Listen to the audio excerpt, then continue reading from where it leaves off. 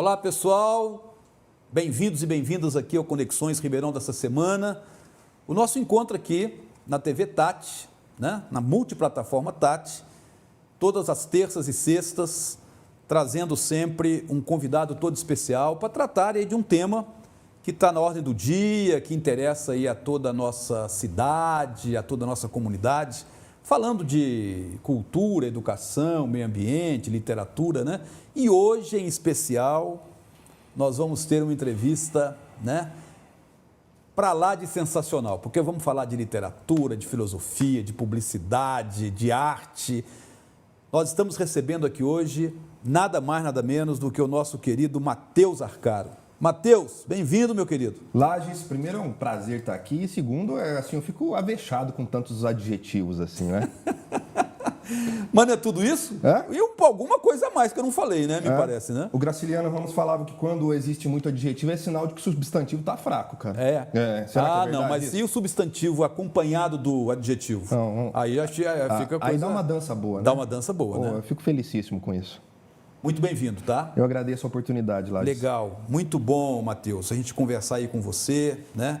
Você que está nesse campo aí agora da literatura, principalmente, né? Mas também da docência, enfim, né?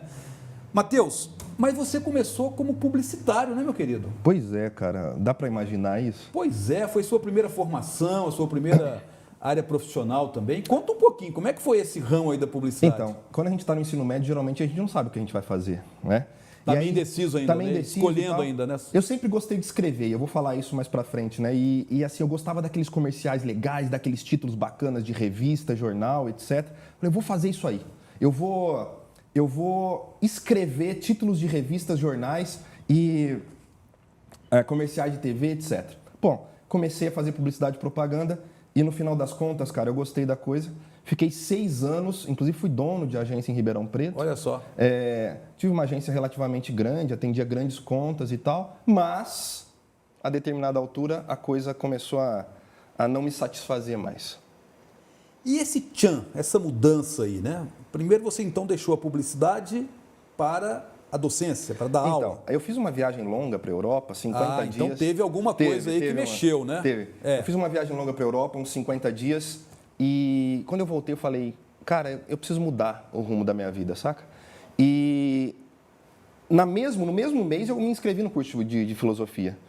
E comecei a fazer filosofia concomitantemente com a agência. Então eu fiz a segunda graduação junto com a faculdade, junto com a agência. E aí depois, quando eu terminei o curso de filosofia, fui orador da turma, foi bacana pra caramba, ainda um ano eu continuei lecionando e com a agência. E aí eu percebi que não dava mais para conciliar as duas coisas e resolvi vender minha parte. Matheus, o meu primeiro curso também universitário foi filosofia, né? Eu percebo assim, que serviu de base. Foi o ponto de partida para outros voos, né? Para outras conquistas, outros avanços, né? Eu acho que, assim, eu sentia no final que a publicidade e propaganda estava subestimando minha inteligência, sabe? Então, eu tinha uma crise existencial em relação a isso, porque eu tratava de questões críticas na aula e depois do almoço eu fazia um anúncio para uma construtora de um apartamento de 4 milhões de reais, por exemplo. Então, tinha uma... Então, essa questão da filosofia junto com a publicidade deve ter gerado uma tensão aí, um problema. Criou um abismo na minha frente, inclusive em termos religiosos, em termos profissionais. Então, acho que foi bacana, porque no fim das contas abriram-se horizontes que antes eu não vislumbrava, né, cara? Que legal.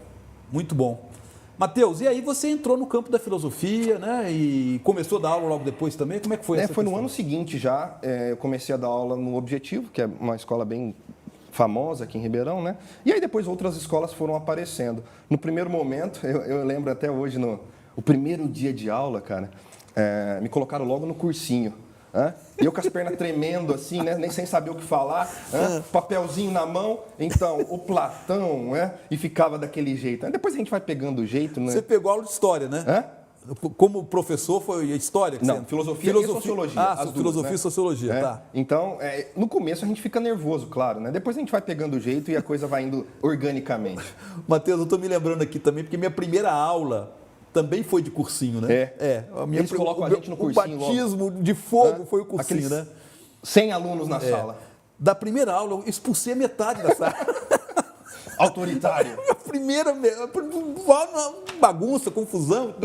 E depois a gente vai, né, treinando, vai se amoldando, enfim, vai se tornando realmente educador, né? Sim, você falou desses problemas que a gente tem em sala de aula, mas nada se compara àquele brilho no olho do aluno, né? Quando ele entende aquele conceito, quando ele consegue acompanhar com a gente, né?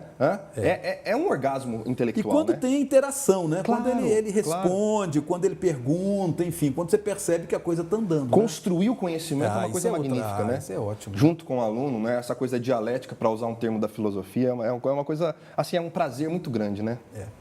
Ô, Matheus, e você continua ainda como professor, né? Continuo. Como é que está aí atualmente aí, você como professor e diante desse quadro político que a gente está vivendo?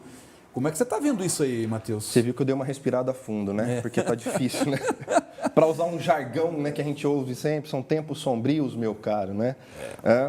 Tempos bicudos, né? Tempos bicudos, uma expressão até mais... Bom, eu já sofri algumas retaliações de aluno fotografar minha lousa, de pais reclamarem de algumas coisas em relação à religião. Então, de uns 2 anos para cá, isso vem se acentuando, né? Mas, ao mesmo tempo, eu acho interessante porque é uma visão muito estreita demonizar o adolescente em relação a isso, né? Eu acho que, ao mesmo tempo que nós temos esses tempos sombrios, nós temos também os jovens que estão surgindo com um pensamento crítico muito bacana. Então, é sempre muito perigoso a gente usar o pensamento de forma maniqueísta, né? Então, eu acho que tem, ao mesmo tempo, tempos sombrios, mas também uma possibilidade crítica que está surgindo aí com esses jovens que estão aparecendo agora no ensino fundamental, médio.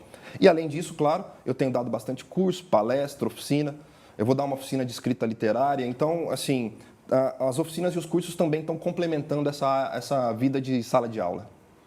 E como professor, você até agora passou pela rede particular de ensino, é isso? Eu dei aula 2 anos no ETEC aqui em Ribeirão, que é conhecido como industrial. Foi uma experiência muito bacana. Inclusive, eu tenho amigos até hoje de sair, de conversar, que eu fiz lá no ETEC. Mas foi aquele professor temporário, né? Sim.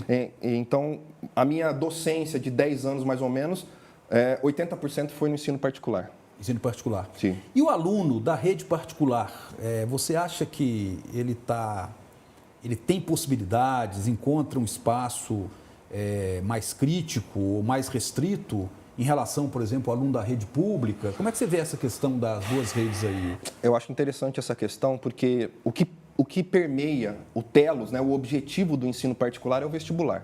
Então, eu, como estou nos 3 anos finais... É o horizonte dos alunos. Então, é o horizonte dos alunos. E o vestibular, muitas vezes, ele restringe a possibilidade de reflexão, restringe a possibilidade de uma aula mais debativa. Por quê? Porque o aluno quer o conteúdo, ele quer o conteúdo. Professor, isso vai cair no vestibular, por exemplo? É uma pergunta que eu ouço bastante, né? Quando eu proponho, por exemplo, uma aula de debate sobre temas atuais, né?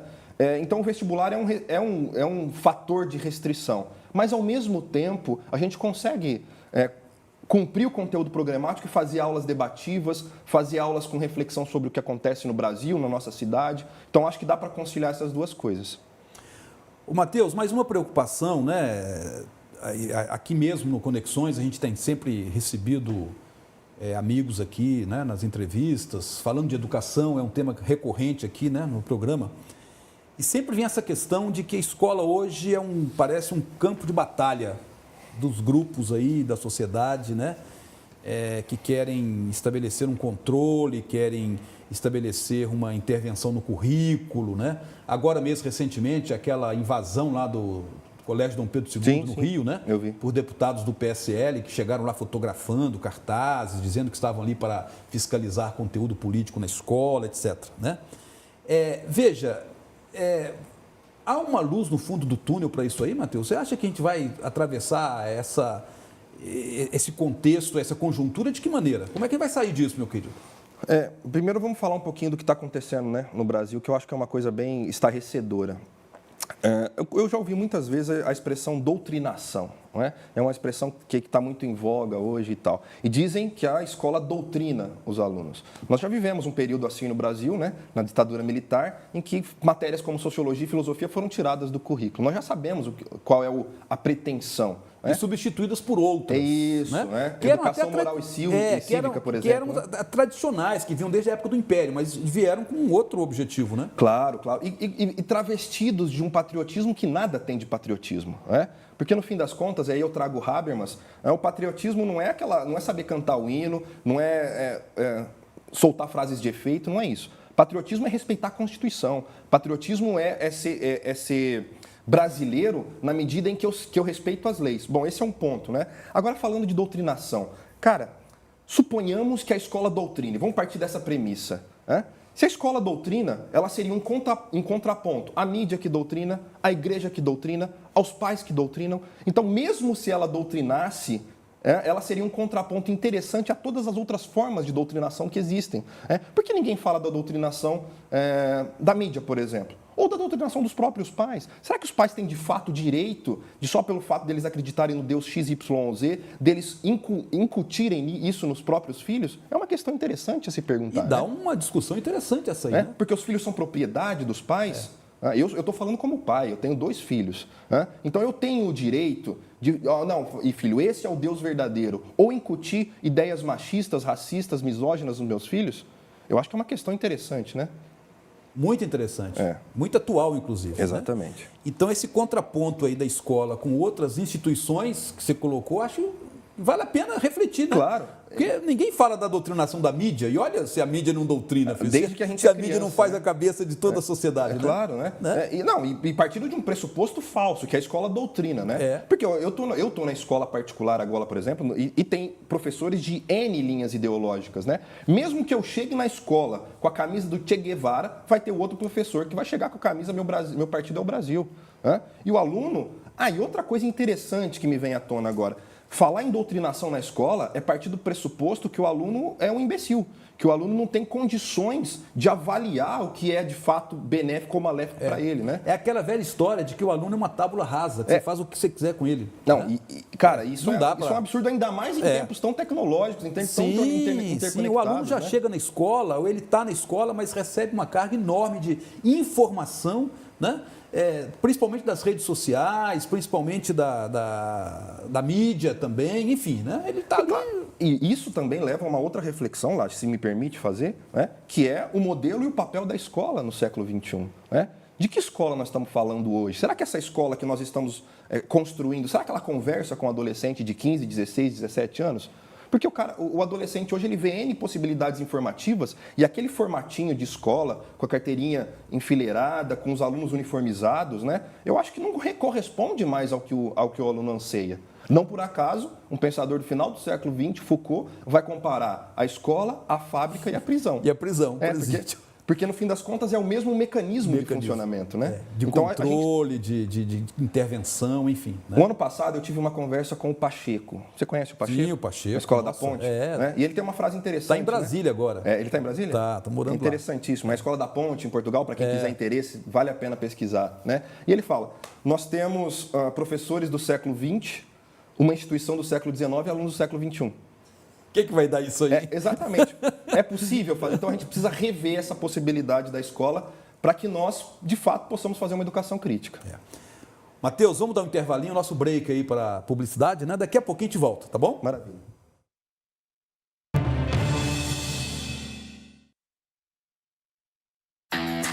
É muito mais diversão.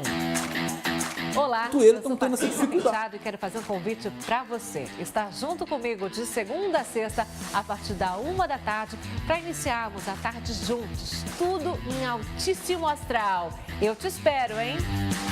Programa Alto Astral, com Patrícia Penteado. De segunda a sexta, à 13h. Na TV Tati. Muito mais Ribeirão. Você sabia que é possível consultar o saldo de contas ativas ou inativas do FGTS? É possível fazer a consulta pela internet ou pessoalmente. Quem quer comodidade, pode acessar o site da Caixa ou fazer a consulta através do aplicativo para smartphones e tablets. Outra possibilidade é fazer um cadastro para receber informações do FGTS por mensagens no celular ou por e-mail. Ou então, o trabalhador pode consultar seu extrato do FGTS indo até o balcão de atendimento de uma das agências da Caixa. Também é possível ir a um posto de atendimento e fazer a consulta. Neste caso, é preciso ter em mãos o cartão cidadão e a senha. Não é possível consultar o extrato do FGTS pelo telefone. E vale um alerta: o depósito de FGTS está previsto em lei e todos os empregadores são obrigados a depositar em conta bancária vinculada o correspondente a 8% da remuneração do trabalhador no mês anterior. Se isto não acontecer, o trabalhador pode entrar em contato com a empresa e cobrar o depósito dos valores atrasados. Caso não haja acordo, pode buscar orientação nas superintendências regionais do trabalho, agências ou gerências do Ministério do Trabalho, ou ainda no sindicato da sua categoria. Para saber mais, acesse caixa.gov.br.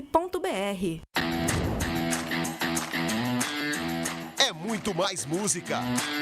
Olá, amigos. Aqui quem fala é o Lourenço. Aqui é o Lorival. Estamos aqui na programação com muitas músicas, muito papo gostoso para contar para vocês. Um abraço, Lorival. Um abraço, Lourenço. Lourenço e Lourival, toda quinta às 9h30 da noite. Na TV Tati, muito mais Ribeirão.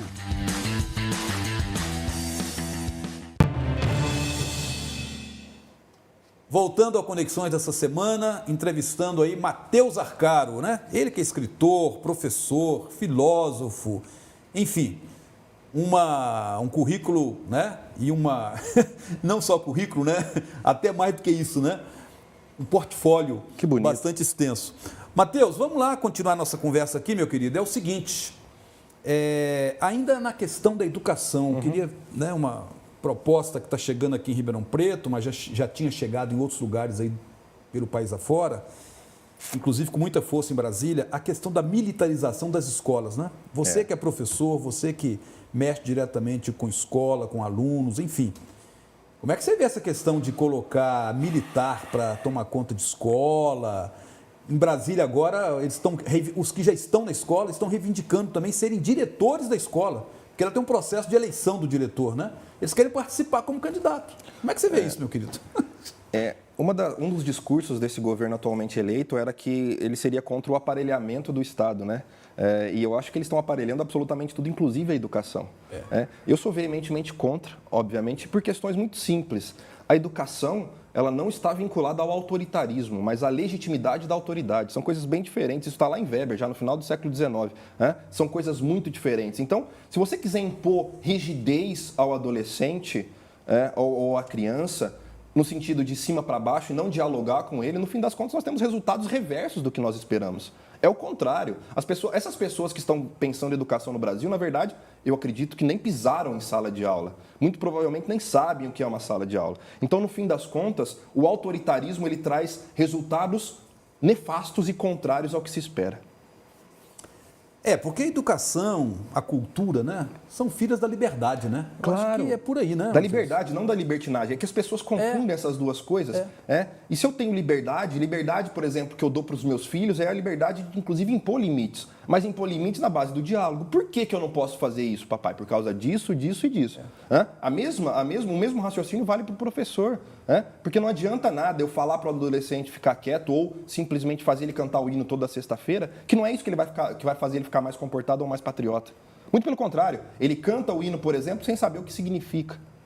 Ele repete aquelas palavras, ele pode saber o hino de cor, pode ser bonitinho para o pai dele ver na festinha de Dia das Crianças, mas absolutamente não tem nada a ver com a educação isso. Matheus, seria interessante se a gente pudesse continuar falando, né, o restante aqui da nossa conversa sobre educação, mas eu queria ainda falar sobre a questão da literatura com você. Poxa, né? legal. Você está aí também nesse campo, com grande êxito, né? Já tem algumas obras lançadas. Sim. Né? Afinal, a literatura acabou sendo o desdobramento natural de tudo isso que você tem feito, meu querido? Eu acho que sim. Eu costumo dizer que a literatura, ela traveste questões filosóficas sob o ponto de vista estético. né? Ela expressa as questões filosóficas, né? Então, o Ernesto Sábato, que é um escritor que eu admiro muito, um argentino, ele fala, né? As questões metafísicas, elas só são compreendidas na medida em que elas são encarnadas. E eu acredito muito nisso. Um outro pensador que eu gosto muito, que é o Camus, ele fala, você quer ser filósofo? Escreva romances. Eu acho que tem muito a ver com isso, né? Ele mesmo fez isso, né? Com o Seu Estrangeiro. O Camus fez isso, ele personificou a questão do absurdo na sua literatura. E eu tento fazer isso com a minha literatura também, que é diferente de uma literatura panfletária, engajada, não é nada disso. A literatura não tem dever político, moral, embora ela seja um ato político, né? E agora, recentemente, eu lancei meu 4º livro. Os 4 saíram pela editora Patuá, que é uma editora bacana de São Paulo, finalista de prêmios literários, já ganhou Jabuti. Então, são 2 de contos, um romance e agora o primeiro de poesia. Como é que foi o primeiro livro? Fala um pouquinho dele pra gente. Foi interessante, né? Eu comecei minha vida literária em termos profissionais em 2011, quando eu conheci o Menalton Braff, que é um escritor muito conceituado na região, no Brasil, na verdade. Ele ganhou o Jabuti em 2000, Pois né? a gente está tentando trazer o Menalton aqui também numa entrevista, hein? E olha que interessante, eu fiz essa oficina e a gente acabou sendo amigo. Ele prefaciou 2 dos meus livros, né? A gente é amigo até hoje, eu participo de um grupo de literatura que ele e a Roseli, a esposa dele, coordenam aqui em Ribeirão. E aí eu fiz essas oficinas em 2011, mostrei alguns textos que eu já tinha. Ele falou, cara, você tem potencial, lapida isso aí. E eu e ele juntos fizemos a lapidação do meu primeiro livro de contos, que foi sair em 2014. Então foram 3 anos, mais ou menos lapidando uns 40 contos, que chegaram nos 21 contos do primeiro livro. E aí foi uma luta gigantesca para publicar isso, né? Porque hoje em dia é muito fácil publicar um livro, Lages. Mas publicar no sentido de você independente, pagar a publicação, etc. Agora, publicar em termos editoriais é bem mais complexo, né? E aí eu mandei para N editoras de pequeno e médio porte, mandei para algumas grandes que nem responderam para mim, e uma delas de São Paulo respondeu, que é a editora Patuá, e eu estou com eles até hoje. E a Patuá é uma editora que está tendo um nome interessante na praça, né? Tá tendo uma repercussão muito bacana, está saindo várias coisas muito interessantes. Muito interessantes, cara, inclusive com premiações, como eu disse, né? E com espaço na mídia. A editora nossa, a editora Patuá, a editora Reformatório, são editoras médias de São Paulo que estão tendo uma repercussão em âmbito nacional. Matheus, e essa sua pegada na literatura, né, que está se mantendo, são 4 obras já que você já lançou, né? Chegou aí no ponto de você lançar Um Clítoris Encostado na Eternidade. Pois é, rapaz. E essa cara, coisa, esse título desse livro, era para provocar mesmo? Não, na verdade, como cara, é que foi? Esse era um verso de um poema que era: a poesia é um clitóris encostado na eternidade. E aí o editor achou muito bacana esse verso e falou, por que você não traz ele para título? E eu achei muito legal, porque a poesia é isso, né? E o que eu quero dizer com isso? O Quintana falava que quando a gente tem que explicar a poesia, o autor não soube dizer o que ele queria, mas eu não concordo com isso, né? Aliás, uma das interpretações possíveis, eu acho que a poesia, para mim, a literatura de modo geral, é a junção entre o efêmero e o duradouro, entre o intelectual e o sensível. Então, eu acho que o título diz justamente isso, né? A literatura e a poesia, em específico, como possibilidade intelectual e sensível ao mesmo tempo, cara. Uma possibilidade, digamos, de gozo estético. Interessante. Matheus, e você já fez o lançamento, né, desse último livro e, enfim... Aqui em São Paulo. Já em São Paulo também? Sim, em São Paulo. Olha, porque sempre que a gente lança um livro na cidade de origem do autor, tem a possibilidade dele lançar também em São Paulo. Então, todos os meus outros 3 livros também foram lançados em Ribeirão, em São Paulo. E com o romance eu fiz um tour pelo Brasil, lancei em João Pessoa, em Santos, em Diamantina, participando inclusive de várias festas literárias. Por exemplo, o ano passado, Lages, eu dei uma palestra na Flip, na Feira Paralela, né, na Off Flip, que foi uma palestra muito legal falando sobre literatura e filosofia. Então, acho que rodando o Brasil falando de literatura e de filosofia tem sido uma coisa muito prazerosa para mim.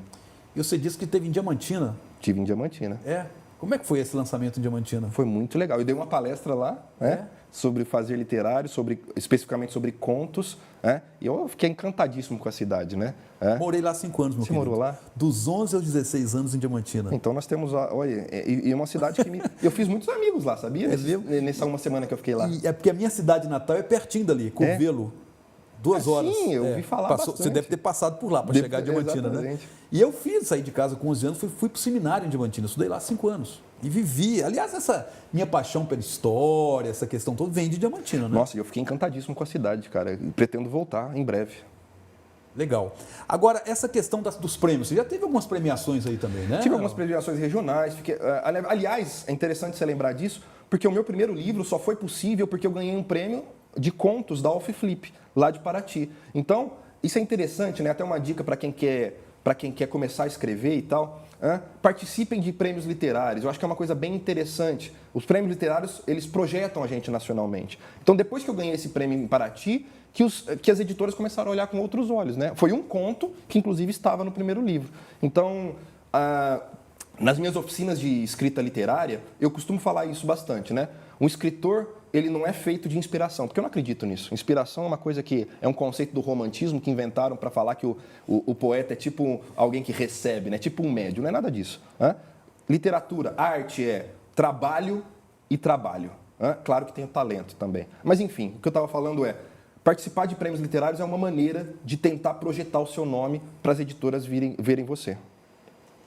Matheus, mas você já passou aí por obras, né, no campo do literatura, tudo literatura, mas Sim. pelo romance, né, Pelo conto. pelo conto, e agora o último foi de poesia. Exatamente. Né? Você vai ficar na poesia, vai voltar para o conto? Como é que está a perspectiva daqui para frente? Quando eu lancei meu terceiro livro, né, o de contos, o segundo de contos, eu falei, eu não sou poeta, eu sou prosador.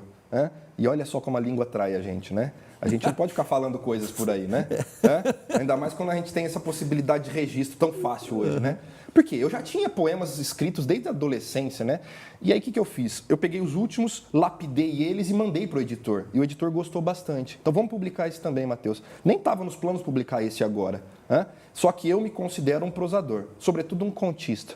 Porque eu acho que é a área que eu tive mais prêmios, é a área que eu tenho mais trânsito. Mas isso não impede, e agora eu estou falando aqui, não impede que eu publique outros livros de poesia e já está em gestação um romance que sai daqui 2 anos, mas é que agora, nesses meses aqui até o final do ano e o começo do ano que vem, eu tenho que me concentrar no mestrado, né? E o mestrado? O mestrado é sobre o quê? A pesquisa, enfim, como é que você está nessa área do mestrado hoje? Eu estou fazendo lá na Unicamp com um dos orientadores mais importantes em Nietzsche no Brasil, né? Minha pesquisa é sobre Nietzsche, especificamente sobre o jovem Nietzsche, especificamente sobre a linguagem. Então, o que me atrai é a intersecção entre filosofia e literatura. Eu estou falando sobre a prevalência da metáfora em relação ao conceito na obra do jovem Nietzsche. Como o conceito não dá conta do mundo, porque o conceito petrifica, o conceito congela, o conceito cadaveriza a vida. Então, o seu mestrado é na filosofia, né? Quer dizer, digamos que ela flerta, sabe aquele flerte de rabo de olho com a literatura? Com a literatura. Tentando uma transição aí, talvez, literatura e filosofia. Porque o Nietzsche, especificamente, os escritos do Nietzsche são bem literários, né? A principal obra do Nietzsche, Assim Falou Zaratustra, é um romance filosófico. Então, eu acho que dá para fazer essa dança entre filosofia e literatura de uma maneira muito profícua. Matheus, mas você terminando o mestrado, vai pensar numa carreira acadêmica também? Como é que você está nessa questão? Eu tenho muitas dúvidas em relação a isso, viu, Lages? Inclusive agora, sobretudo agora que a educação superior está sendo tão atacada. Então eu não sei, sinceramente eu não sei. A minha meta é acabar o mestrado. Depois que minha filha nasceu, minha vida virou de ponta cabeça, né? Então eu estou atrasado com o mestrado. Eu teria que defender agora em novembro, joguei para março. Mas, sinceramente, eu não tenho certeza sobre isso. Quem sabe um doutorado mais para frente, mas, por enquanto, nos próximos 2, 3 anos, eu quero me dedicar à literatura, no meu romance. Matheus, seria muito bom se a gente pudesse, né, meu querido, continuar essa entrevista aqui por mais meia hora aí, né? Mas eu sei que você também tem compromisso daqui a pouco, né? Seria muito prazeroso. E outra vez, a gente pode remarcar isso aí, hein? Com certeza, vai ser muito bacana. Eu só tenho que te agradecer muito a sua vinda, né? Foi realmente uma conversa muito agradável. Nossos telespectadores, os nossos ouvintes aí da multiplataforma Tati, com certeza se deliciaram com essa nossa conversa aqui hoje. Foi um prazer incomensurável estar aqui, para usar um adjetivo. E, cara, você é muito simpático, muito generoso, eu agradeço novamente. Muito obrigado, viu, Matheus? Obrigado eu. Ótimo. Gente, terminamos aqui hoje, né?